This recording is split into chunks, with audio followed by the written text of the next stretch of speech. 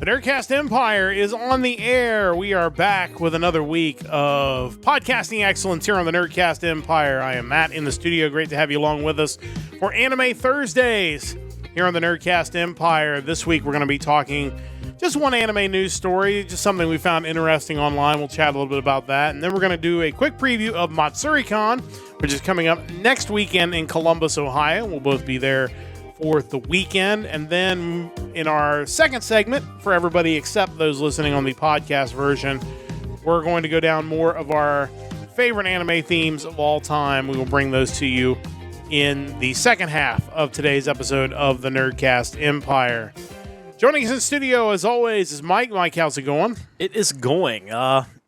Excited to look into some more music. I'm at the point now where even though I'm keeping track of all of them, I keep thinking, have I talked about this one already? Like, I'm pretty sure I've talked about this one already, but I think that isn't the case. My spreadsheet is up to date, so hopefully that won't be a problem. Yeah, I've been trying to go back and keep a list of everything I've talked about, and there's a lot, but there's still so much music out there to talk about. And today I actually went to my car and got my click wheel iPod that I have, and it's still... That's impressive. That still runs. Turning away. I looked, and most of the stuff that was originally added on there was added in 2010. So I've had it for 14 years, and that thing is still kicking. But I looked to see like what has the most plays on there to try to get an idea of what songs maybe that I listen to a lot.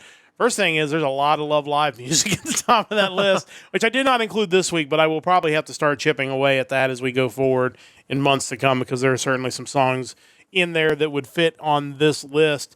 But there were definitely a couple that I hadn't really thought about that I added to this week's list. So we'll go through that in the second half of the show, where each of us will give you 5 themes. It could be opening themes, it could be ending themes, it could be insert themes.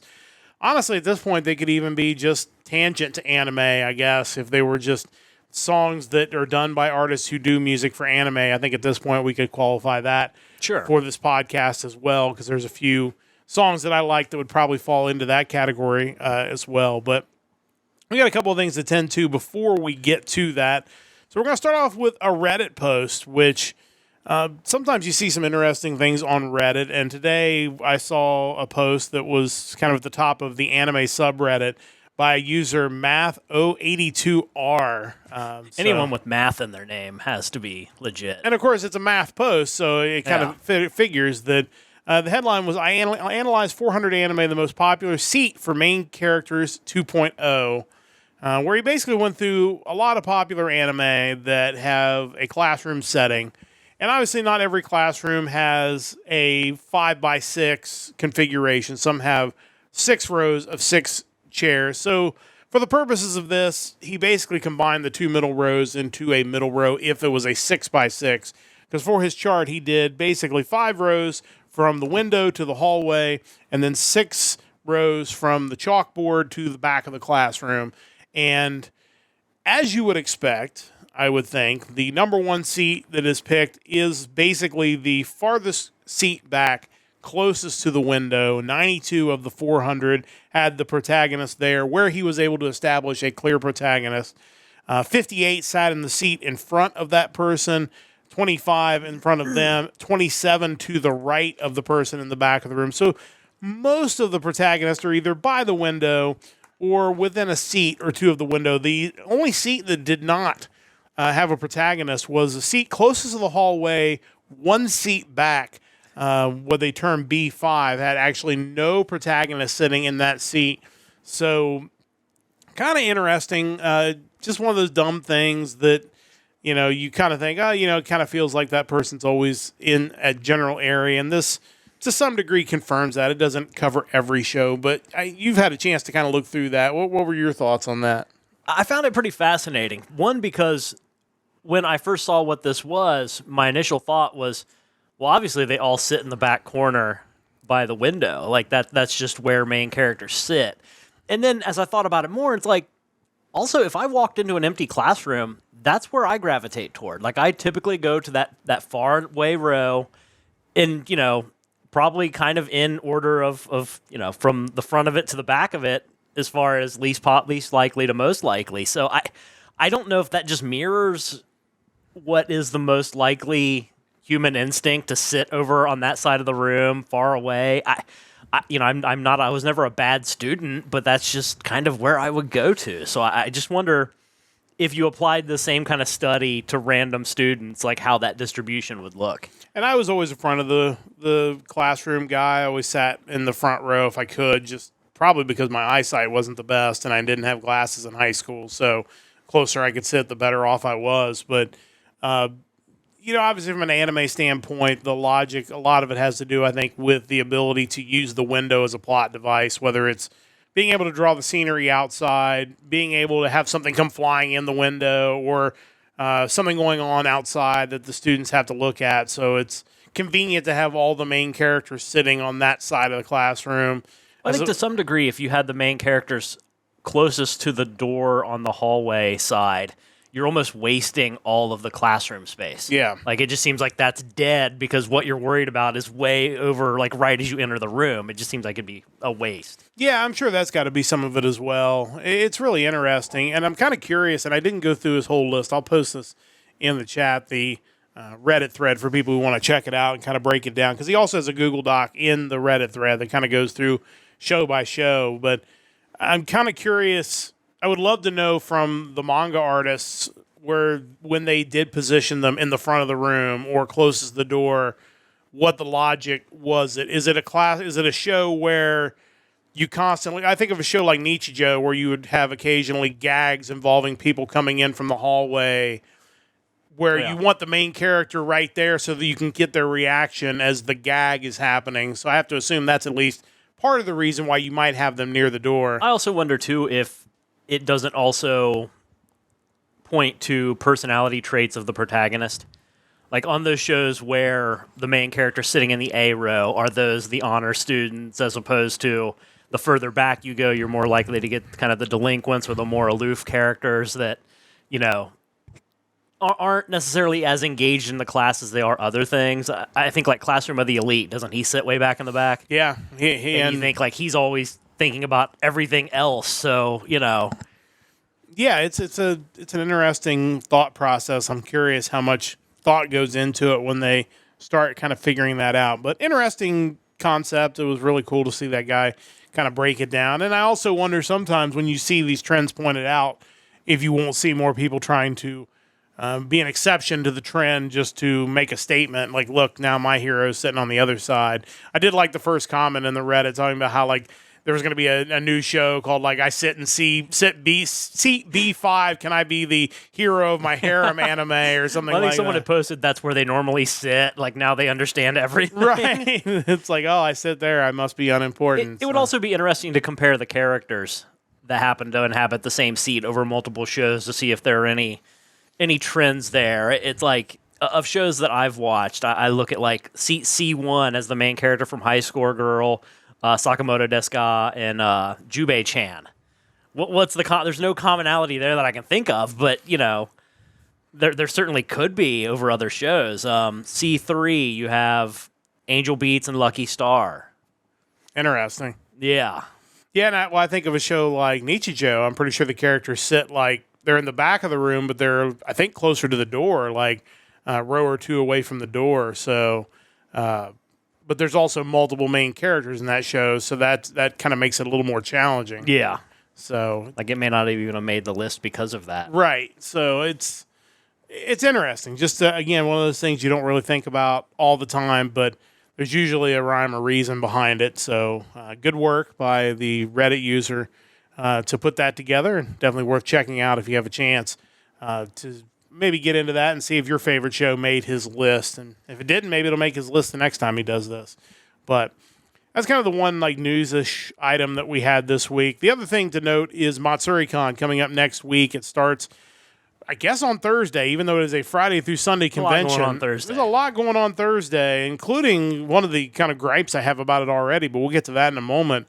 But Matsuricon, of course, held at the Columbus Convention Center in downtown Columbus, Ohio, the Hyatt Regency, the main hotel, but they do use several area hotels. We'll be up there Friday through Sunday. I have to drive back on Friday, but we'll actually be there Thursday through Sunday. We're going up on Thursday evening.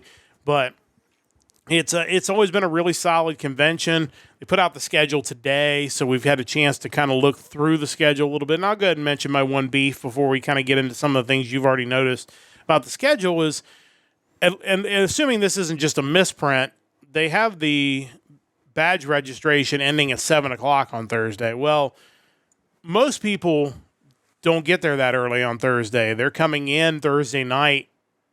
And now, because we will not be there at 7 o'clock on Thursday, we have a tennis match Thursday, so odds are it'll be closer to probably 9 o'clock before we get up there.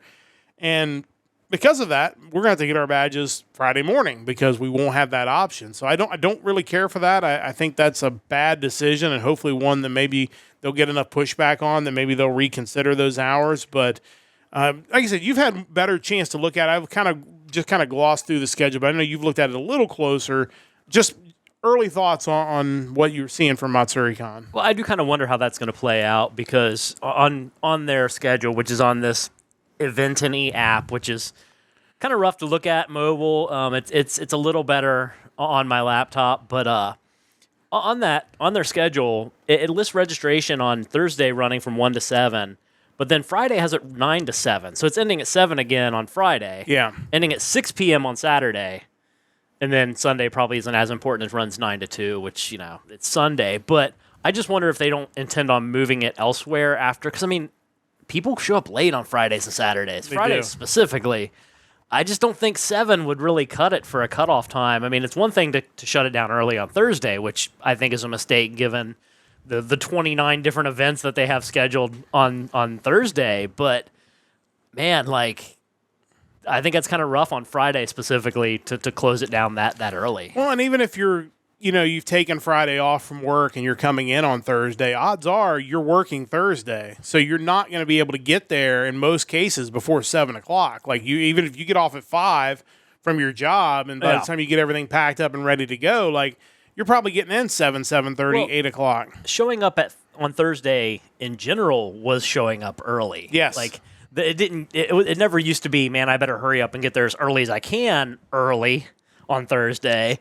It just being there Thursday was early. So it's kind of interesting. I get the feeling they're going to get a good amount of pushback on that. And the thing I don't understand is there are no panels Thursday till 5:15. So you get there at 1 o'clock to get your badge. What are you doing for 4 hours? Yeah, just chilling. You can't even check into your hotel room that early. No. So you have a badge and you have nowhere to go. You're going to be just hanging out in the Hyatt or maybe walking around downtown. You're going to help them load in their rooms and set up rooms for them. So I'm not sure I understand that. Here, Chris has joined us in the chat. Chris, great to have you along with us once again from Parts Unknown. I don't understand that. That's kind of weird, but that aside, doesn't look like there's some good panels. I'm amazed. I don't want to say amazed. That's probably too strong a word, but I'm impressed that Bang Zoom is coming to do one of their big voice actor kind of open casting call type events where you might have the chance to get into a Bang Zoom anime. That's typically something reserved for your Otakons, your anime expos, and they're having it here at Matsuricon. Yeah, I really thought this could be the year that Matsuricon kind of plants their flag in the ground and saying, hey, we're going to be the preeminent convention in Columbus, given what happened with OhioCon this year. I think this is a good step. And you saw as the guests started coming in, it was like, man, they are bringing in a lot of these Bang Zoom people. I wonder if they're going to collaborate with them more often, and something like this would definitely point to that. And I think that's great because Bang Zoom's always been one of the top studios for years, and this is a great opportunity. Chris mentioned how great it would be. I think there's a lot of people that are going to love to have that opportunity. Yeah. And again, in the world we live in now where you can record from almost anywhere if you have the right home setup, it used to be like you would, man, maybe that's why they're coming to Columbus now, because it used to be, it's like, well, if you win this, you're going to have to move to L.A. or you're going to have to move to Texas. Now they'd rather you not. Yeah. We want you to stay away, continue to reside in a state where, we can get rid of you if we don't want you to work with us any longer without any issues. We don't have to deal with the union. I got to think there are benefits to hiring people in Ohio. Well, sure, I would think so. So, we'll see, how that goes, but I think there'll certainly be a big turnout, I think, to to be involved in that. Some other panels that you saw, because you shared a few of them in the Discord that maybe jumped out at you so far. Yeah, just a few. I haven't really done my full deep dive into the schedule yet, but on Thursday you have Kahoot, a popular anime. It's like mobile phone trivia, so that's always kind of cool. English dubs you've never heard of. I feel like that's a mainstay every year that you run into. Thursday night's main event, a pro wrestling panel. Nice. I'm always a little skeptical when non-anime things are shoved into anime conventions, but I do think in a lot of ways pro wrestling makes sense. And then all weekend they have convention foam fighting, which I think would be kind of fun to take part in. Moving on to Fridays, we have a panel Beyond the Game, streaming, hosting, and content creation. I think that could be kind of cool. We just mentioned the Matsuricon voice acting contest. The first round of that begins on Friday. Another trivia, I Know That OP, game show where you test your knowledge of anime openings, which is obviously something that we get into quite a bit here. Really kind of bitter that I'm going to miss that panel because I'll be driving back to Northern Kentucky at that time. Well, there is actually a Guess That Anime opening on Saturday as well. Okay, cool. So I don't know if that's the same person running it or a totally different person, but hoping so. Yeah, just another opening trivia panel. One that I'm kind of curious to sit in on, just because we've been going to conventions now since 2007, so we've seen kind of the changes. I don't know if I'd say evolution, but just how the atmosphere has changed over the years. And there's a panel that kind of covers that called The Cringe Era. Mid-2000s anime cons were absolutely wild. It'll be interesting because, I think there are a lot of people that were considerably younger than us at that point in time going to these conventions. I'd love to see kind of how they feel about that time compared to now.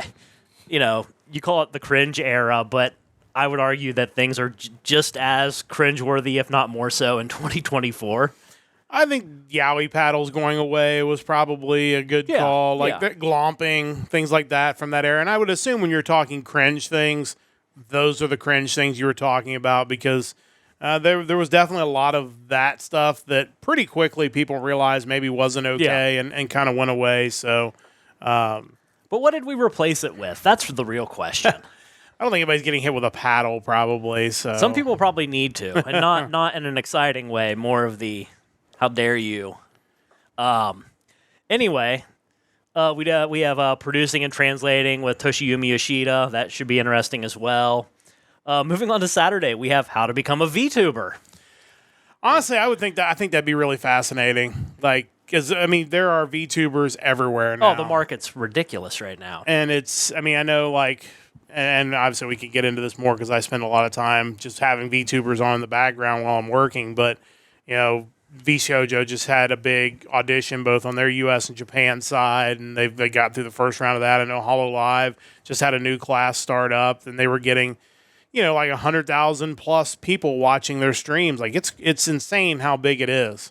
So I'd be curious to see, what that panel looks like and what that process is like, because clearly, it's kind of another avenue, kind of like the How to Become a Voice Actor, where it's like I can, get into this thing that can be pretty lucrative, but, how do you get in the door and find your way into it? Well, and the thing is, too, is you run into what you can consider a VTuber in all realms of YouTube out there.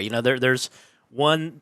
that I don't get into VTubers, but there's this guy that basically just goes over gaming and anime news, and he has a VTuber model that he talks through.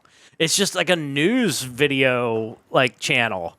There's another one a while back when I was tracking Black Friday deals.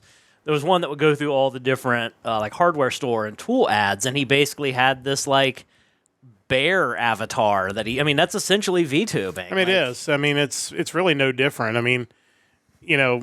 VTubing is the same thing in the way as anime. You can't really lump in all VTubers under one VTuber. There's so many different. It's no different than watching people play games or do comedy bits or whatever, and they're just doing it basically anonymously as opposed to doing it as a real person where you know who they are. So you think Zilverk, who uses the Ugandan Knuckles avatar in VR chat, that's another VTuber essentially. Yeah, he's collabed with some of the other VTubers I've watched. So. That's not surprising. I mean, that dude's all over the place. But yeah, I mean, it's an interesting way to make whatever you're doing on YouTube or on Twitch more engaging, even if it's just, like I said, reading the news or whatever. And it's anonymous. I really think comes from Japan, where if you think about all those videos you would find where you'd have these Japanese people playing music, wearing face masks and wearing hoods or whatever, just so that people didn't know who they were, or they just wouldn't shoot their face. They would shoot from the neck down. Like, this is kind of just the evolution of that, where it's like now, because some of these people are incredibly talented. They make music that's just so great, and it's like you don't know who you could see them at Kroger and not even know who they are because you've never seen what they look like. None of those people at Kroger are talented. That's very true. I don't know when you go to Kroger, but whenever there's as few people there as possible. There you go. So. There is also an AMV contest. I need to mention that as well. Love Those AMV are always interesting. Talented people there too. Giant robot anime panel. I'm kind of curious how it stacks up to the one from Animazement, because that guy was really into his giant robots as well. Yeah. I mentioned the Guess That Anime opening. That'll certainly be cool. Moving on to Sunday. Sunday's generally a lighter day. They are going to be doing their AMV awards then. There's also a JoJo's 101 Introduction to the Bazaar panel. I don't know how that will go over. I mean, if you're ready for something like that on a Sunday morning, but it's there if you want it.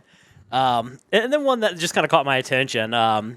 It's just a theory, a con theory. Kind of paying tribute to Matt Pat and the Game Theory channel since he retired this past year. I assume they're just going to be talking about different, both videos from that channel as well as just theories from anime and gaming. So that could be interesting stuff. Chris asking if there are any Digimon panels. There might have been. I'll have to go back and look. One thing I did notice is that they do have the room dedicated to collectible card games.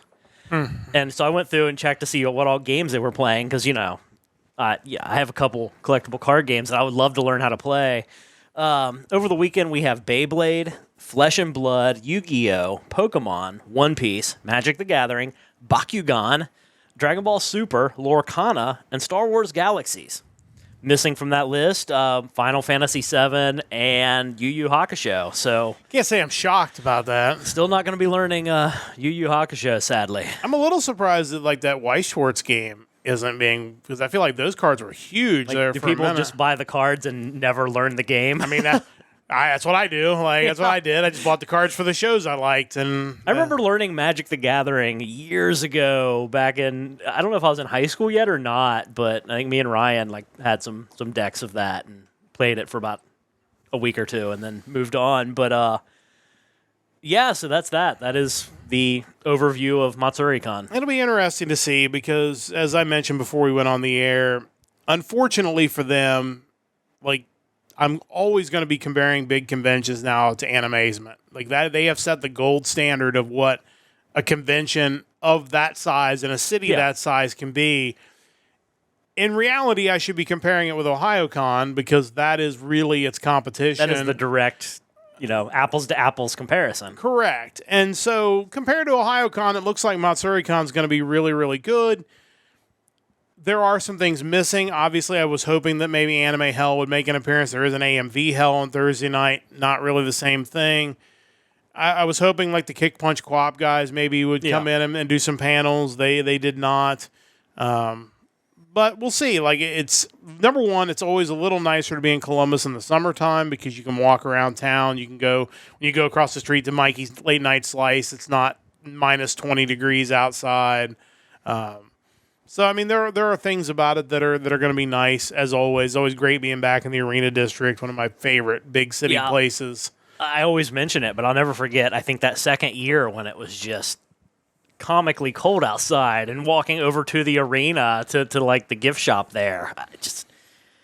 That's probably, I don't miss that. That's the second coldest I have ever been in my life. Number one being working security. One night working a third shift, and it was minus 25 or whatever, and they were like, you don't have to go outside, but you need to at least like walk out for a minute and make sure there's nothing suspicious. So just in the minute I was outside, it was just... Don't worry, if there's anything suspicious, it's already dead. Yeah, it's like... froze to death. Yeah, it's not good. So that is the coldest I've ever been, but this was certainly a close second. But Matsuricon, always an interesting event. Like I said, a little unfair to compare it to Animazement, but we'll certainly come back on the other side of the convention, and we will give you our thoughts on how Matsuricon went. We will not have an Anime Thursdays next week because we'll be in transit to Matsuricon. So podcast schedule next couple weeks is going to be a little out of whack, and we're going to go over all that on the other side of the break, just to kind of go through and let you know where you're going to hear the Nerdcast Empire over the next 2 weeks. But for those of you listening on the podcast version, we're going to get ready to take a break. When we do, we're going to come back. We'll give you the schedule, and then we're going to basically go to the ending because we're going to be playing anime music. And, of course, that doesn't end up on the podcast version. So you're going to want to go to twitch.tv/Nerdcast Empire, at least for now, until the DJ rules take effect. And we may have to just restrict this to YouTube. But in the meantime, we will step aside for a break. When we come back, for the podcast listeners, we're going to get ready to wrap things up. For everybody else, we're going to play some of our favorite anime themes of all time. We'll do that on the other side of this time out here on the Nerdcast Empire.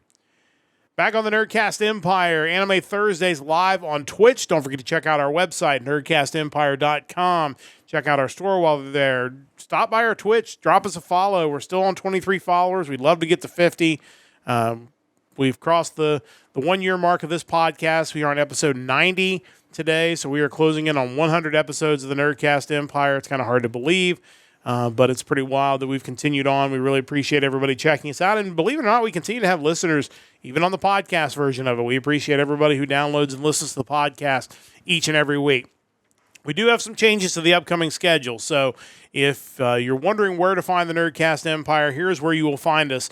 Coming up this Saturday night, 7 p.m. Eastern, it'll be our Music Weekly. Will be 1 day early this week because I have a couple of soccer broadcasts coming up on Sunday.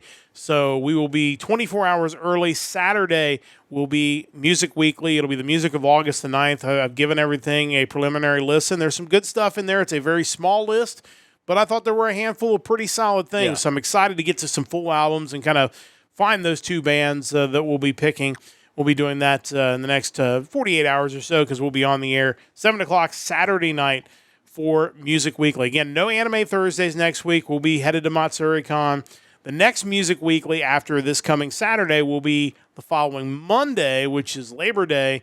We'll be with you a day late on that one because we'll be traveling back from Matsuricon. That'll give us a full 24 hours to kind of go through the music and make sure we're good with that. So Saturday this week, Monday the following week, and then we'll be back on our regular schedule, I believe, in 2 weeks, once again, on the Nerdcast Empire. If you're listening on the podcast version, we're going to take you to the end of this podcast at this time. Make sure you go to twitch.tv/Nerdcast Empire or go to our YouTube VOD to get to listen to our anime music. But otherwise, we'll be sending you to the end of the podcast.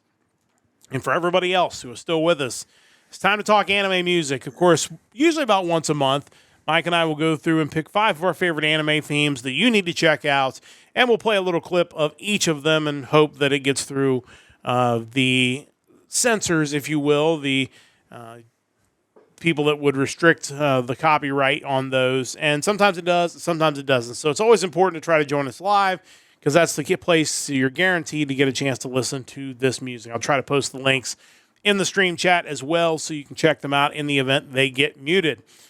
So Mike is going to basically go through his first 3 picks, and then I'll go through my first 3 picks, and then Mike will do 2 and 1, and I will do 2 and 1. In my case, I'm going through decades with 2 songs from the pre-2000s, 1 song from 2000, 2009, 1 song from 2010 and 2019, and 1 song from the current decade. Mike is also trying to jump around, representing several decades in his list as well. So let's get to your first 3 picks for this week. What do you have for us with your first pick? Yeah, I think I did pretty well with the coverage as far as the years went. I got something from the aughts, as they say, something from the 20s, the 10s, a Gundam show, which is its own category, and the 90s.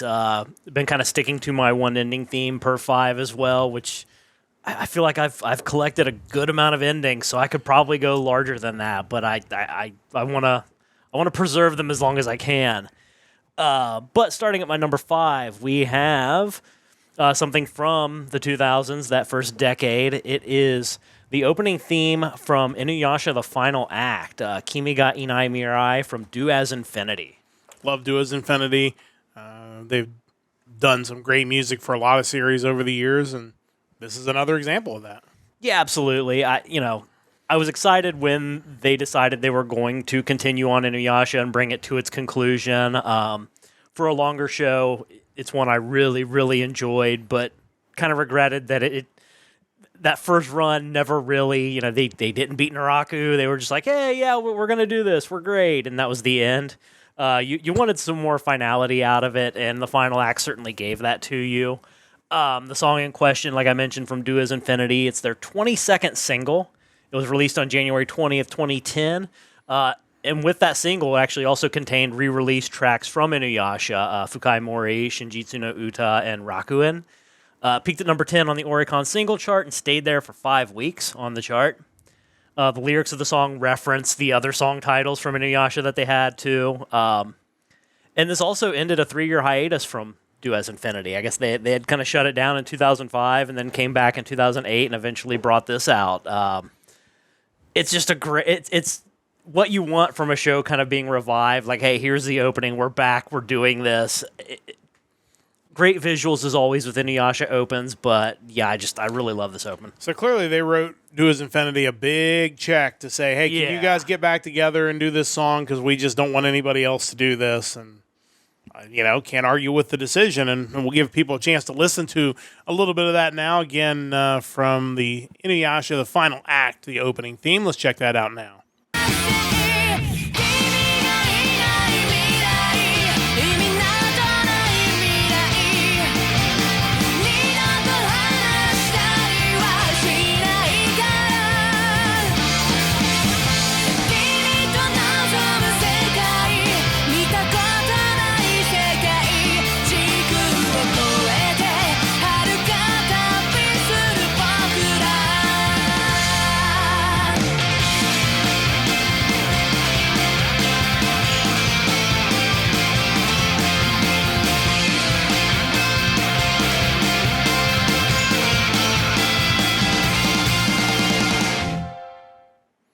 'And of course, the visuals, as always top notch for the Inuyasha opens and ends. So no big surprise there that it's always really kind good. of the goofy thing right at the end, usually with like Shippo and Jokken doing something ridiculous. And of course, the space for their sponsors, because that's usually left into the openings for Inuyasha specifically, because that show is always pretty heavily sponsored by several corporations. But obviously great stuff there. Inuyasha's got great music, and that was just another song in the long line of great opening themes for Inuyasha. What do you have for us next? Yeah, so moving on to something more recent from the 2020s, a show that I'm excited to see the continuation of that's coming up before too long. I think they premiered it at one of the more recent, was it Anime Expo maybe? Yeah, I think so. But that being said, it is the opening theme from Season 2, Part 2 of ReZero. This is the song Long Shot by Mayu Mishima. Yeah, it's another series that has had a bunch of top-name talent work on it, both voice acting-wise and in the themes, and this is another really good open from that series. Yeah, so this is her debut single, released February 24th, 2021, peaked at number 61 on the Oricon single chart. I guess either I didn't remember or I didn't realize that she was the former lead vocalist for Myth and Roid, which I also didn't realize was basically just a music project from Tom Hack, where he has his vocalists or whatever. And when she departed, it was referred to as her graduating from the group, almost like an idol project thing, moving on to a solo career. But it's kind of neat because obviously Myth and Roid provided music for ReZero too, and just kind of how long it's taken that show to get where it is. She was with Myth and Roid on their songs that they contributed for ReZero, and it just so happens that they brought her in to do this open here, which ended up being her debut single as a solo artist. I mean, it's, again, I'm a big fan of openings kind of as they progress through a series run, and I think this one really, really hits at the right time where it's just you're kind of reaching that climax of the current story that they're running, and just it does everything perfectly. Yeah, again, another show that not only has great themes but great visuals as well. So let's listen to a little bit of this season 2 opening 2 from ReZero. But if I go round my roses, if you're from the bed, it's not enough. It's not enough for me to break the rule of this war.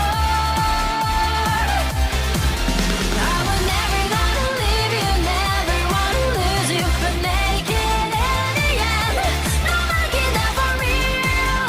I won't trust someone else's life. I know who I am.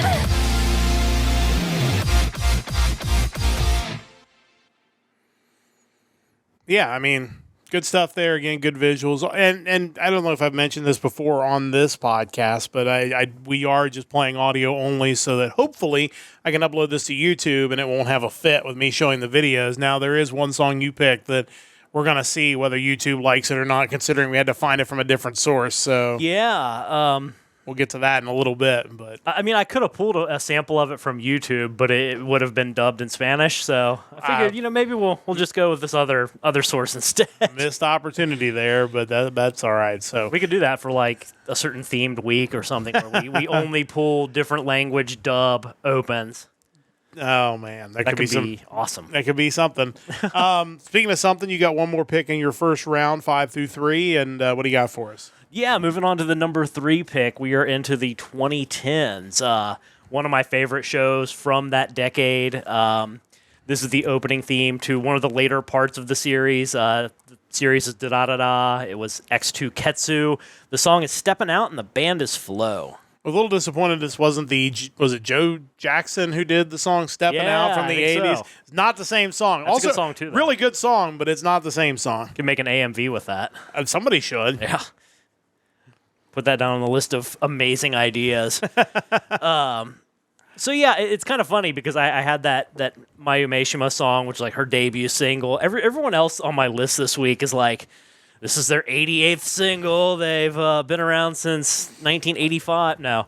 But yeah, I mean, I picked a lot of established acts. Mentioning like Duo's Infinity, it was their 22nd single. With Flow, Steppin' Out is their 31st single. It was released on January 20th, 2016.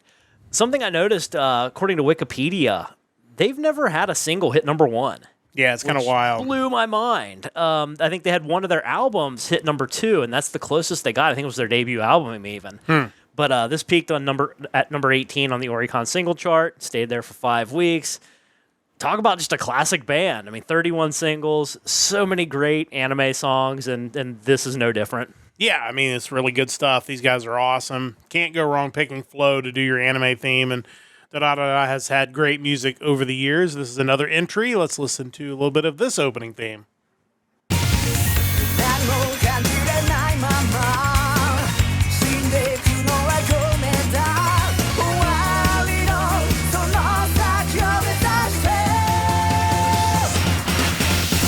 だからStepping Out Tonight 僕らは不確かなまま輝くStepping Out Tonight 待ってるんだぜ明日があらがStepping Out Tonight 僕らは風の中それでもStepping Out追いかけてんだ So there's no looking back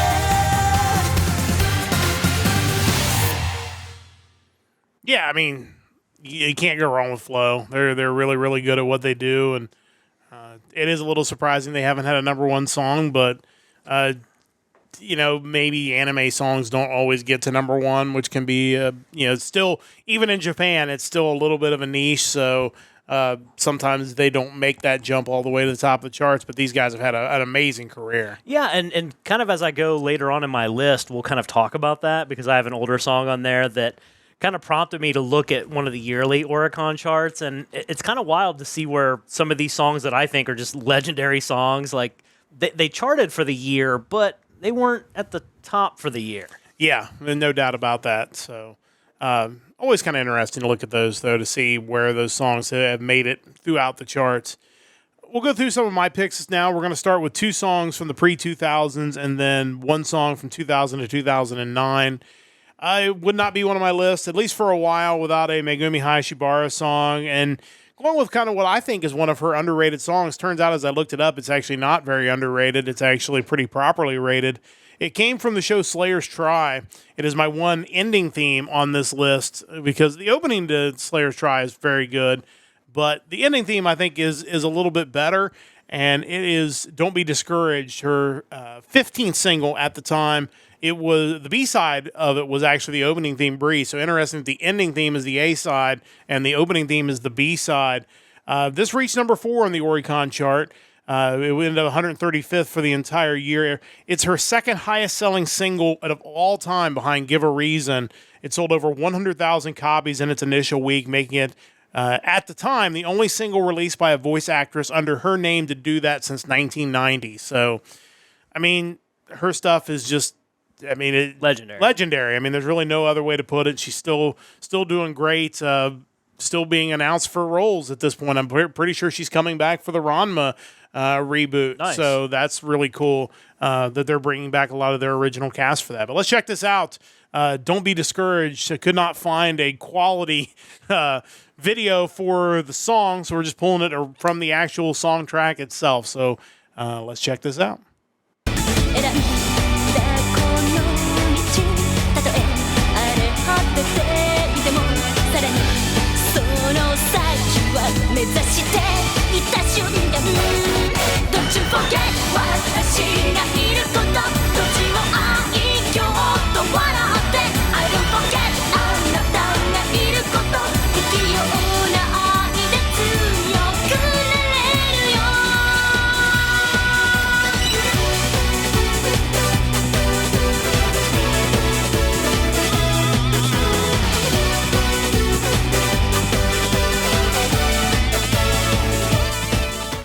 I mean, that's just a sound that I feel like she mastered that in the 90s. And again, for an ending theme, it's upbeat. It is, I think Slayer's Try in and of itself is very underrated.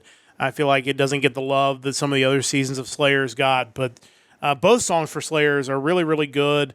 And I think this is one of the standout ending themes of the entire series. Your thoughts on that one? You know, I do kind of get it because that song does go a lot harder than the open for Slayer's Try. Like, it's almost like they got them confused which one the open was and which one the ending was. Yeah. But yeah, both are great songs. Now, wasn't it also Breeze that had that kind of random English language cover of it? Mabical Vox, right? Did they like do the Fair Wind or whatever it was? That was so out there. Classic, but there's a couple of English covers from that era of Slayer songs that were done. Fair Wind, for Breeze. There was another one too. I'll have to look it up, but those were really interesting. I don't know who the groups were that did those, but I can't remember. One was like Mabical Vox. I remember that because you just don't forget a name like that. But I don't know who the other one was. I had to look it up. But again, she's amazing. That's an amazing song. It just sells really well. I don't know if you found that or not. No, not yet. We'll come back to that in a moment. But we'll move on to my second pick. Another pre-2000 song. It was one that I was going to use before, but I just didn't have room for it, so I saved it to use again. Can't have a Megumi Hayashibara song without a Masami Okui song, so this is, I think, one of her best songs, released May 21st, 1997. It is the opening theme to the legendary anime revolutionary girl Utena, Rondo Revolution, song by Megumi Hayashibara. It is the first theme song to Utena. Kind of wild because when Okui wrote the lyrics for the song, she had no information about the anime, did not know what the anime was about, which most of the time isn't a big deal. But for a show that is story-driven and, I don't want to say convoluted, it makes it sound negative, but as complex as Utena is, to give her that task and have her do a song that's so perfect for it is really amazing. She basically wrote the lyrics by combining a few words that the staff had specified as must-haves. Therefore, in a later interview, she revealed it was a coincidence that the lyrics matched the anime that was broadcast, and she was rather surprised. It peaked at number 26 on the Oricon chart, was paired in the single release along with the ending theme, Truth, by Yuki, which she also has a cover of on one of her cover CDs, which is really good. But really good song. Certainly fits the opening of the show very well. So let's check out a little bit of this one.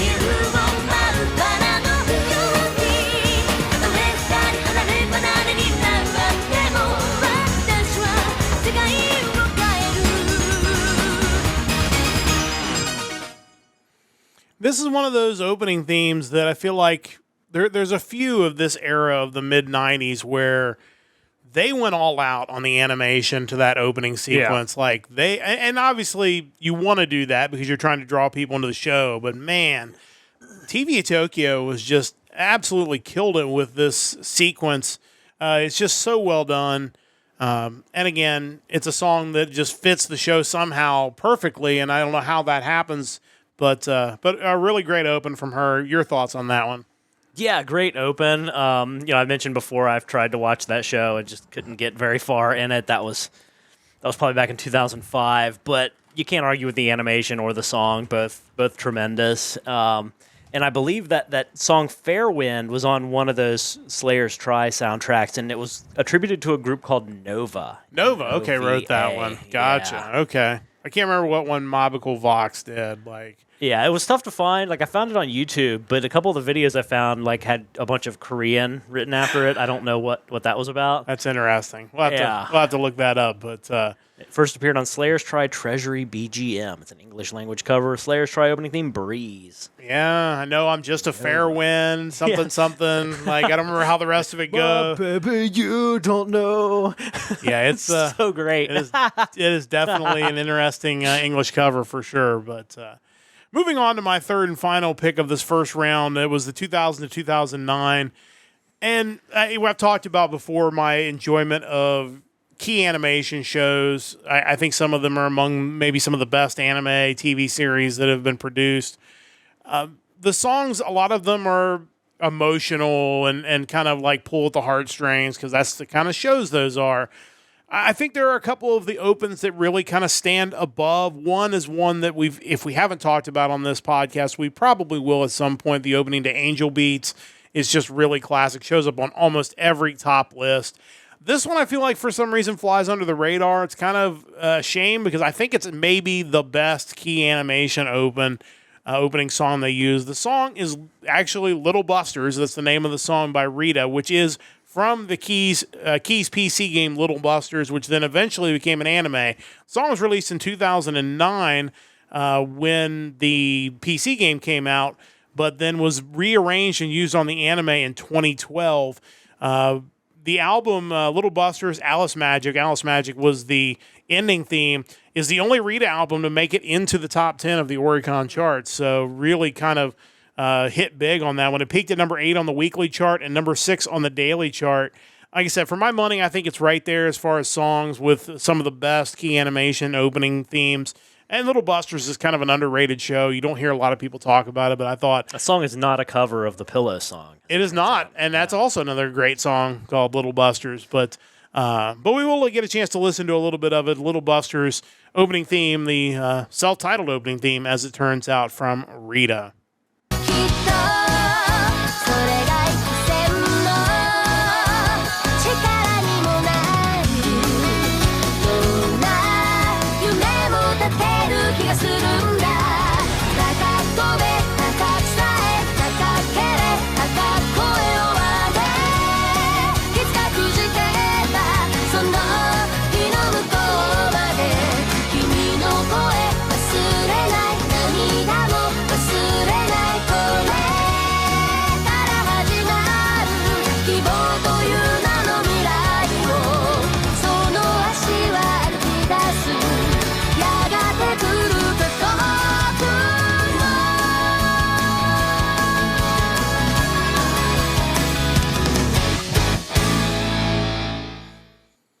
JC Staff again coming through on this opening theme, which again kind of conveys what you typically expect in a Key show. There's going to be comedy. There's going to be a large cast. There's going to be somebody crying because something sad's going to happen.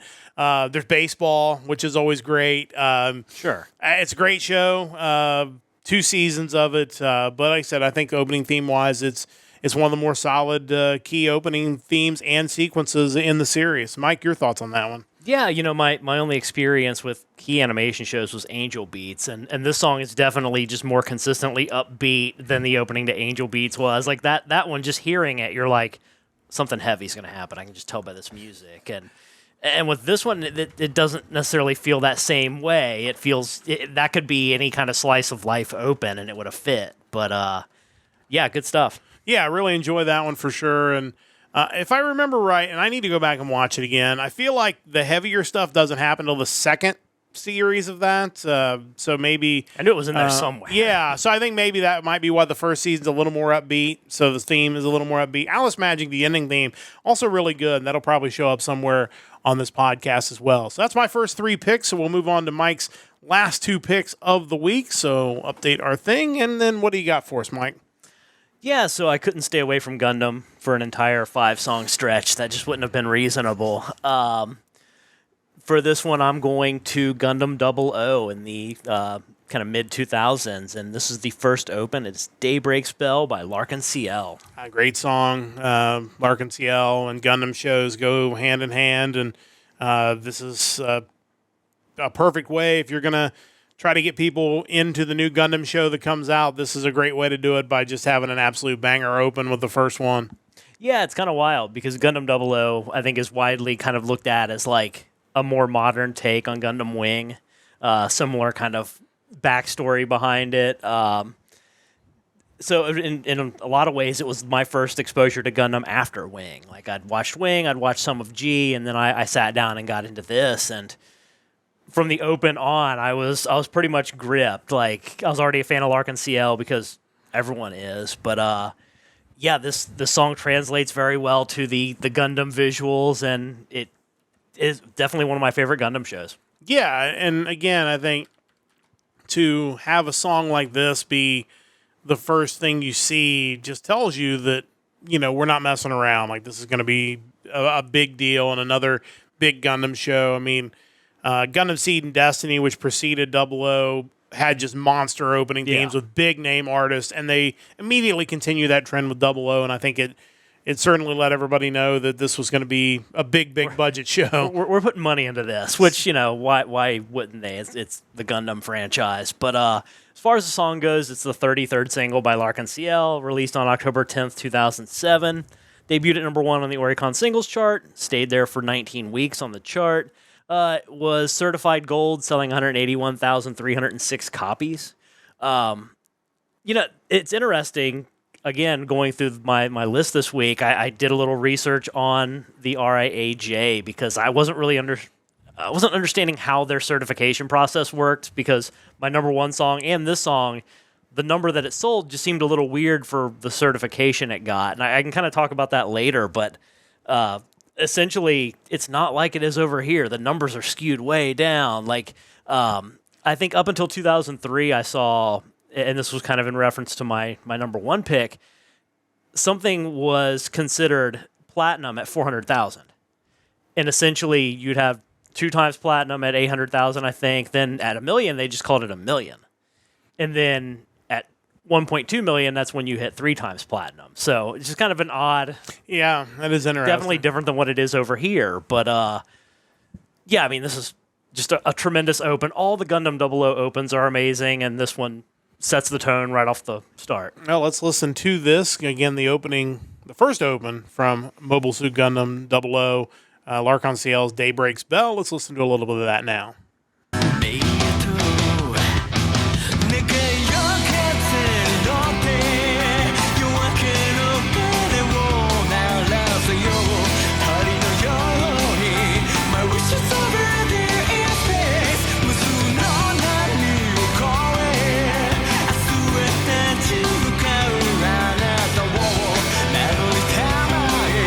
My life is turning for your pain.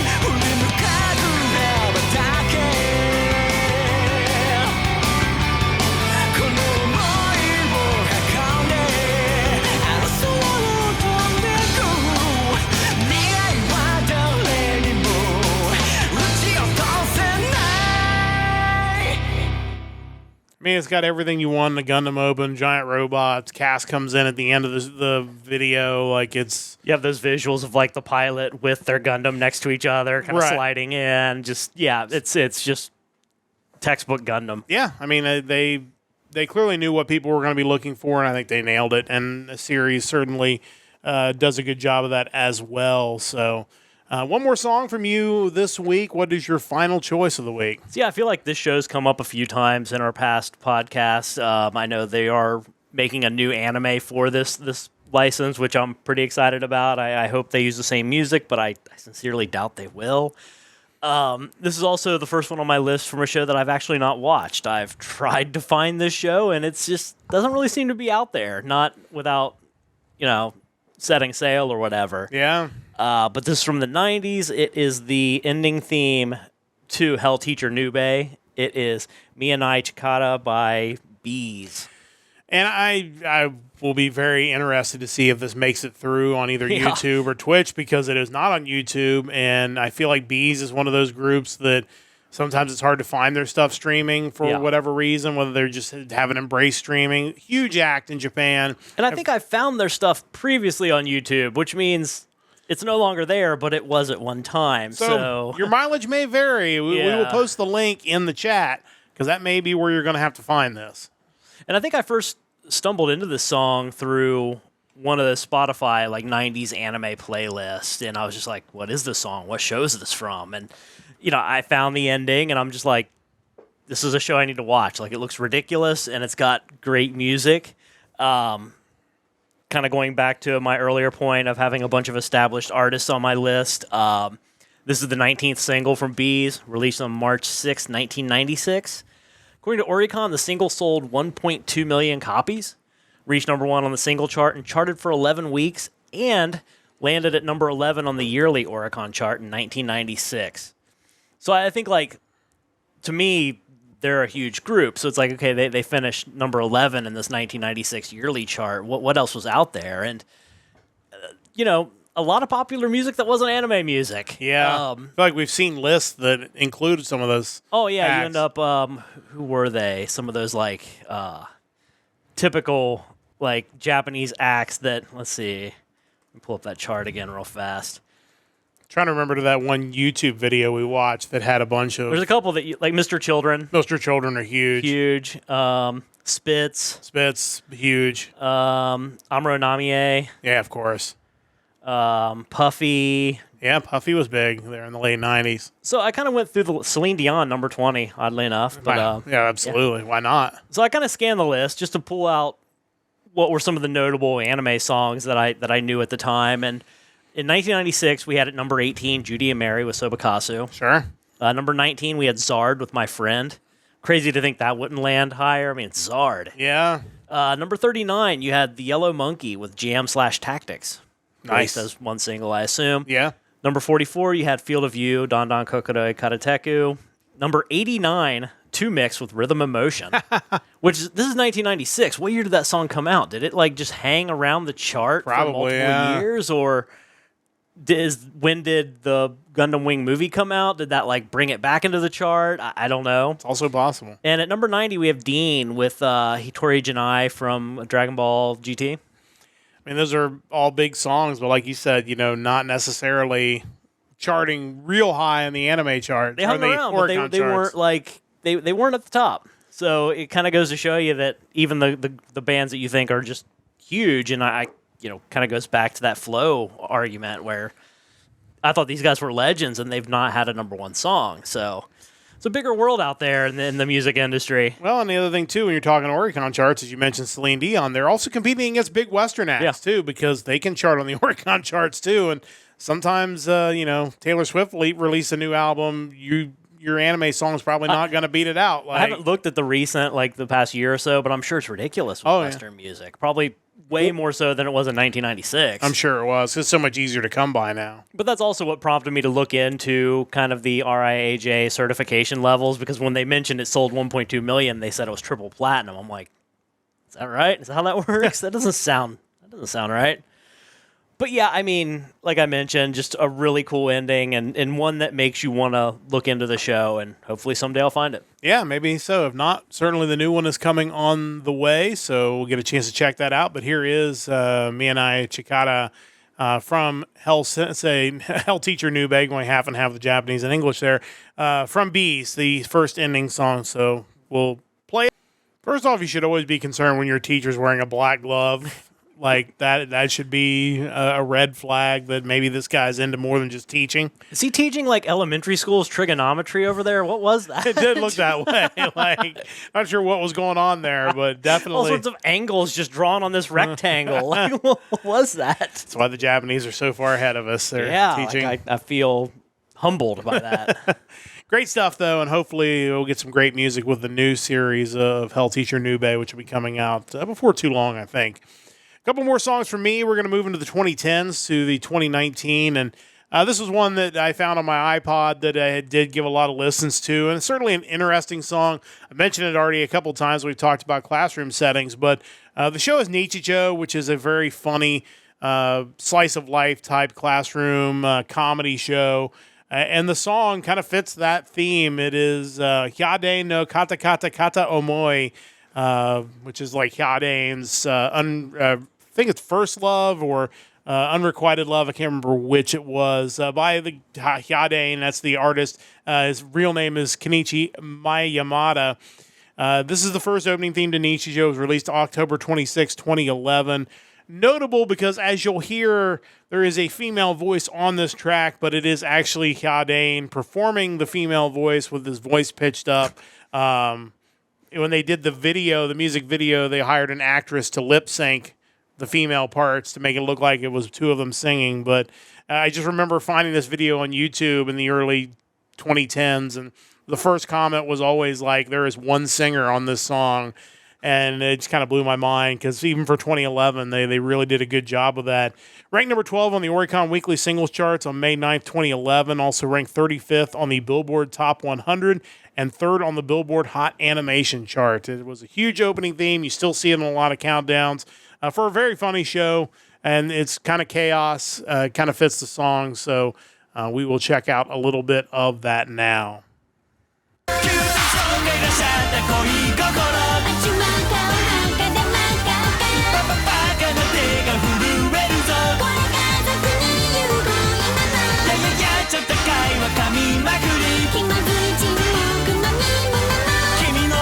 気持ち知りたいよカカカカカカ思い初恋いつもの通学路ピカピカ光る I do falling down 空も飛べそうさカカカカカカ思い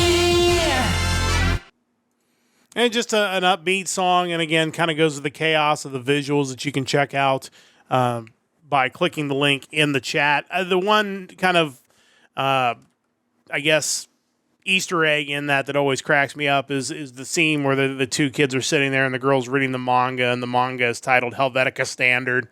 Like, to me, it's right up there with Not 100. Yeah. It's so dumb, but it's like, that sounds like it should be the name of a manga, Helvetica Standard. So that always cracked me up. Of course, that's a font for those of you who might not be old enough to know that's the case. Is that an Apple font? Yeah, I mean, honestly, I'm not sure. I feel like that's one I heard about years ago, but I never see anymore. Yeah, it might be. But there's so many of those fonts like that were later replaced by like Calibri and stuff like that. So is Calibri the best font? That's certainly the most used font, I think, at this point. It's the one that I always like change things to when it starts as Arial. I'm like, no, I don't want Arial. Yeah, I want Calibri. It's definitely an improved version of Arial, I guess. Yeah. But your thoughts on the Nichijou Open? I love Calibri. It's the best. Yeah, I mean, perfect open. It definitely gives you an idea of that show and the nonsense that's in that. Isn't that also the show where the teacher's wrestling the deer? Yes. And German suplexes it? Yep. Yeah, I feel like that shows up in a convention like at least once every 2 years. It's so classic. I mean, it is a gag anime. So I mean, it's basically a lot of. I think it was based on a 4-comic comic. So a lot of times you'll have the whole plot of a section of the show is just completely unrelated to something else going on because it's like we're going to get to the punchline and then we move on to something else. And of course, the principal wrestling the deer. classic, and the girl runs back into the classroom and then just doesn't even know what to say and gets in trouble with the classroom. So I feel like Sakamoto was like that in a lot of ways. Like there were some kind of recurring themes to the plot, but each show was kind of broken down into like 2 or 3 little like sub stories. Yeah, it's kind of fun when you have that for sure. But definitely check that out. That is my 2010s pick.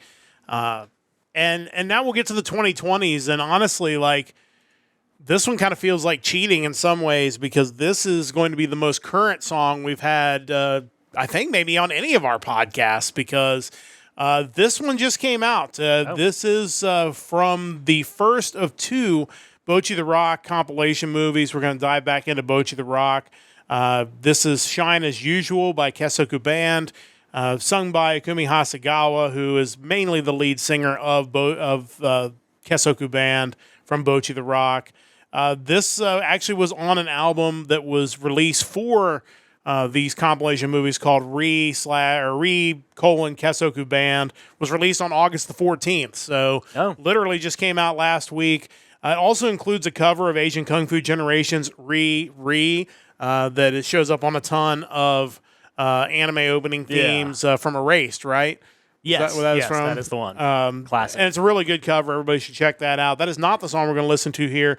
We're going to listen to the opening theme of those 2 compilation movies. And actually, Ikumi Hasegawa was on The First Take, which is the show where they come on and do one Stephen take. A. Smith. Yes, thankfully, no. They do one take of a popular song or a band's most popular song, and they do it live and record it. So that's the clip we're going to listen to is her on that show. Which is video actually came out 2 months ago. So it tells you how long it takes from the time these songs start making their way out to when they're actually released in Japan. But again, this is Kesoku Band, Shine As Usual from the first compilation movie. And this is the live version of that. We'll check that out now. 一生才能ぼよ天才じゃないからさ何にもない何にもできないなんて言い訳したくはないから何度も挑んでやるついてこいよ秒速340メーター飛べてゆけ誰も聞いたことない旋律は何里やまない変われなくても代わりはいないから鏡を落とせ革命寸前の未来だなんて紛れもなく確かな希望だ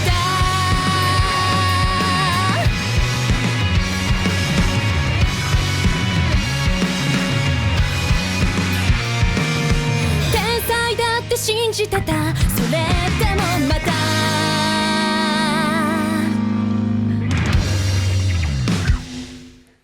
Yeah, I mean, I really do enjoy the First Take show. It's a great way to hear some of these songs live. And I think one thing that's going to come out of Bocchi the Rock probably is Ikumi Hasegawa is going to end up with a solo album at some point because I think clearly her songs have done really, really well. And I think she's kind of been discovered as maybe more than just a voice actress, but actually a singing talent. But your quick thoughts on that one, because I think maybe the first time you've heard that. I've only heard it just recently, but again, another big one from Bocchi the Rock. Yeah, I'll be anxious to kind of see it within the confines of the anime.